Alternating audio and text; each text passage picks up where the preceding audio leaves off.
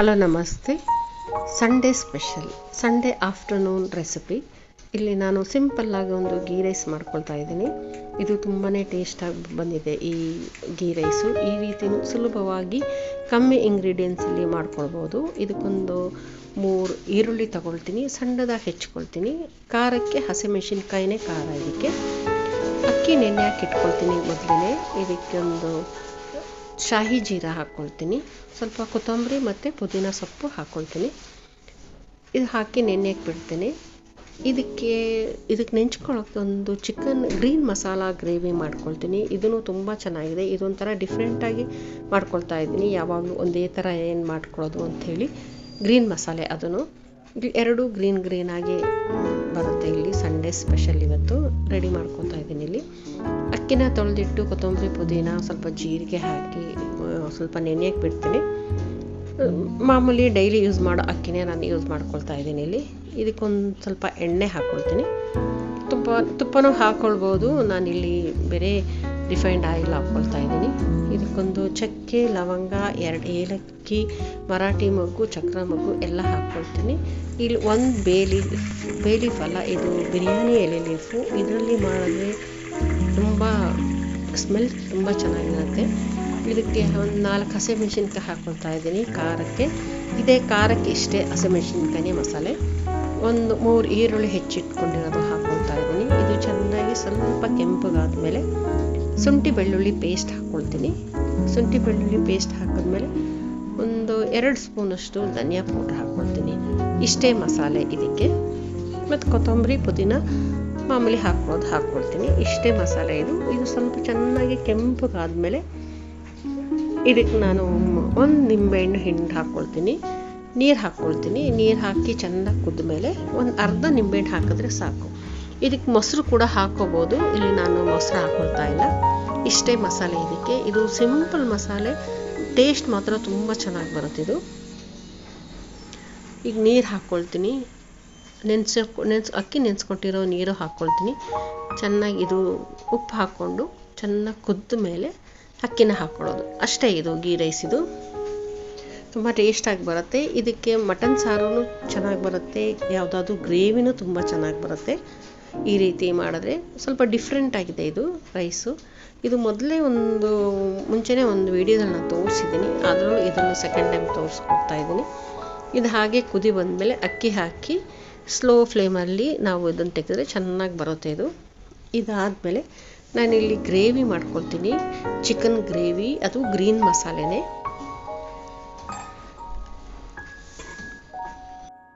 ಈ ಕಡೆ ನಾನು ಗ್ರೇವಿಗೆ ರೆಡಿ ಮಾಡ್ಕೊಳ್ತೀನಿ. ಇದಕ್ಕೂ ಅಷ್ಟೇ ಒಂದು 3 ಈರುಳ್ಳಿ ತೊಗೊಳ್ತೀನಿ. ಚಿಕನಿಗೆ ತಕ್ಕಂಗೆ ಇಲ್ಲಿ ನಾನು ಒಂದು 3/4 kg ಚಿಕನ್ ತೊಗೊಂಡಿದ್ದೀನಿ. 3 ಈರುಳ್ಳಿನ ಹೆಚ್ಚಿ ಮಿಕ್ಸಿಗೆ ಹಾಕ್ಕೊಳ್ತೀನಿ. ಇಲ್ಲಿ ಅಕ್ಕಿ ಕುದೀತಾ ಇರ್ಬೇಕಾದ್ರೆ ನೀರು ಕುದೀತಾ ಇದೆ. ಇದಕ್ಕೆ ನಾನು ಅಕ್ಕಿ ಹಾಕ್ಕೊಳ್ತೀನಿ. ಅಕ್ಕಿ ಹಾಕ್ಕೊಂಡು ಲೋ ಫ್ಲೇಮಲ್ಲಿ ಇಟ್ಕೊಂಡು ಇಲ್ಲಿ ತಟ್ಟೆ ಮುಚ್ಕೊಳ್ತೀನಿ. ಅದು ನಿಧಾನವಾಗಿ ಚೆನ್ನಾಗಾಗುತ್ತೆ. ಚೆನ್ನಾಗಿ ಅಕ್ಕಿ ಹರಳಿ ಬರುತ್ತೆ. ಇದಾದಮೇಲೆ ನಾನು ಇಲ್ಲಿ ಮಿಕ್ಸಿಗೆ ಹಾಕ್ಕೊಳ್ತೀನಿ. ಒಂದು 3 ಈರುಳ್ಳಿ ಹಾಕ್ಕೊಳ್ತೀನಿ. ಖಾರಕ್ಕೆ ಹಸಿಮೆಣಸಿನ್ಕಾಯಿನ ಇಲ್ಲಿ ಕೊತ್ತಂಬರಿ ಸೊಪ್ಪು ಹಾಕ್ಕೊಳ್ತೀನಿ. ಇಲ್ಲಿ ಕರ್ಬೇವಿನ ಸೊಪ್ಪು ಸ್ವಲ್ಪ ಚೆನ್ನಾಗಿ ತೊಳೆದು ಹಾಕ್ಕೊಳ್ತೀನಿ. ಕರ್ಬೇವಿನ ಸೊಪ್ಪು ಫ್ಲೇವರ್ ತುಂಬ ಚೆನ್ನಾಗಿ ಬರುತ್ತೆ. ಕರ್ಬೇವಿನ ಸೊಪ್ಪು ಮತ್ತು ಕ್ಯಾಪ್ಸಿಕಮ್ ಇದೆರಡು ತುಂಬ ಚೆನ್ನಾಗಿ ಬರುತ್ತೆ ಗ್ರೇವಿಗೆ.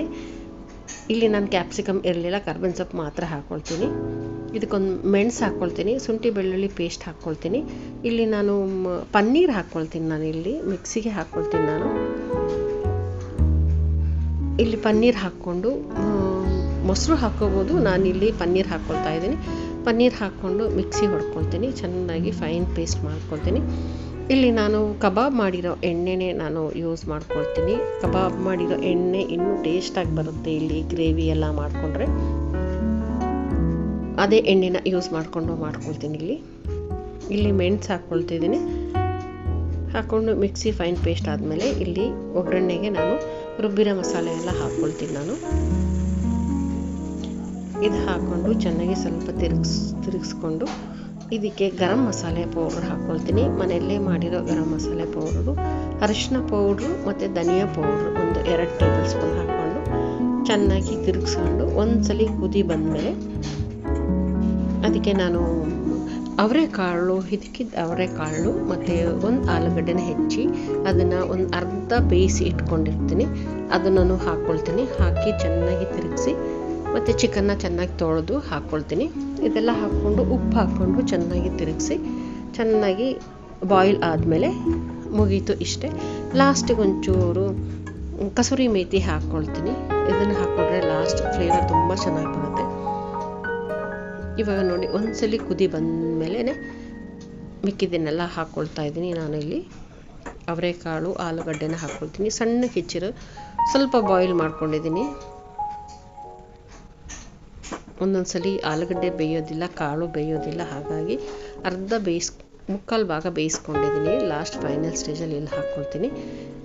ಚಿಕನ್ ಹಾಕ್ಕೊಂಡ್ಮೇಲೆ ಇಲ್ಲಿ ಎಲ್ಲ ಚೆನ್ನಾಗಿ ಬೆಂದು ಬರುತ್ತೆ ಅಂಥೇಳಿ ನಾನು ಇಲ್ಲಿ ಲಾಸ್ಟಿಗೆ ಚಿಕನ್ ಹಾಕ್ಕೊಳ್ತಾ ಇದ್ದೀನಿ.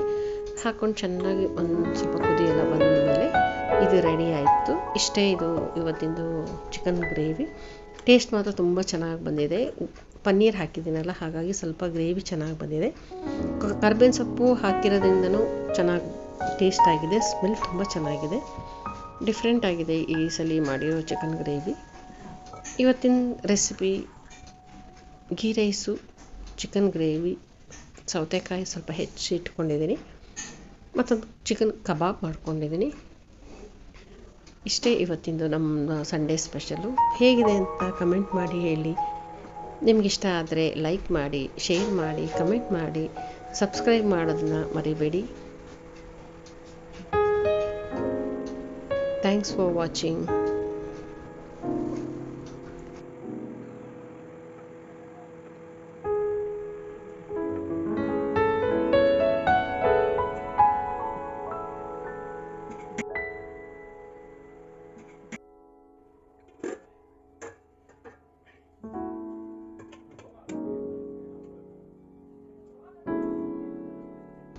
ಸಿಂಪಲ್ ಆಗಿರೋ ಬೇಗ ಆಗುವಂಥ ಗೀ ರೈಸ್ ಇದು. ಪ್ಲೈನ್ ರೈಸ್ಗಿಂತ ಈ ರೀತಿ ರೈಸ್ ಮಾಡಿಕೊಂಡ್ರೂ ಚೆನ್ನಾಗಿರುತ್ತೆ. ಒಂದು ಸ್ವಲ್ಪ ಸ್ಪೆಷಲ್ ಆಗಿರುತ್ತೆ. ಯಾರಾದರೂ ಗೆಸ್ಟ್ ಬಂದ್ರೂ ಈ ರೀತಿ ಮಾಡ್ಬೋದು. ಗ್ರೇವಿನೂ ಅಷ್ಟೇ ಸ್ವಲ್ಪ ಡಿಫ್ರೆಂಟ್ ಆಗಿದೆ. ಈ ಗ್ರೇವಿ ಟೇಸ್ಟಾಗಿ ಬಂದಿದೆ. ಕಬಾಬ್ ರೆಸಿಪಿ ನಾನು ತೋರಿಸಿಲ್ಲ. ಇನ್ನೊಂದ್ಸಲಿ ಯಾವಾಗಾದರೂ ನಾನು ತೋರಿಸ್ತೀನಿ. Thanks for watching.